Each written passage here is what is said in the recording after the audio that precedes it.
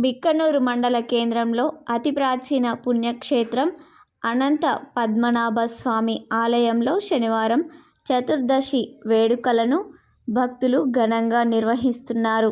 తెల్లవారుజాము నుంచి జిల్లా నుండే కాకుండా వివిధ జిల్లాల నుండి, మండలాల నుండి, గ్రామాల నుండి భక్తులు స్వామివారికి ప్రత్యేక పూజలు చేశారు. అనంతరం ఆలయ ప్రాంగణంలో వత్తులను కాల్చారు. భక్తులకు లడ్డూలను ప్రసాద వితరణ చేశారు. భక్తులకు ఎలాంటి ఇబ్బందులు కలగకుండా అన్ని ఏర్పాట్లు పూర్తి చేసినట్లు ఆలయ కమిటీ సభ్యుడు నాగరాజు తెలిపారు.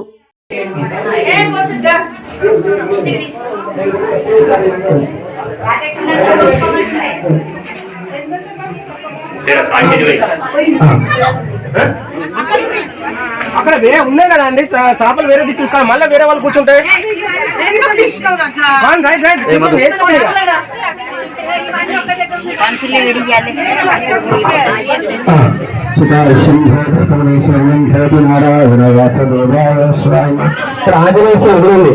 గుడి ఉంది, అన్న పంతులు అమ్మగారు ఇద్దరు వాళ్ళు కూర్చుంటారు. అమ్మగారు వాళ్ళకి ఇచ్చి